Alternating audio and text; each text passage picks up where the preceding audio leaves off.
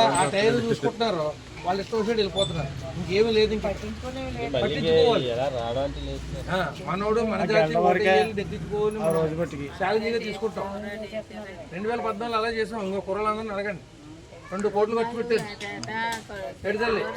అట్లాగే ఏదైనా సరే అమ్మ నా ఎంత నేను చేస్తాను, ఇబ్బందులు ఏమొచ్చినందుకు లోకేష్కి మన కుర్రలకు అందరూ చెప్పండి, నేను వెంటనే ఇన్వాల్వ్ అవుతాను.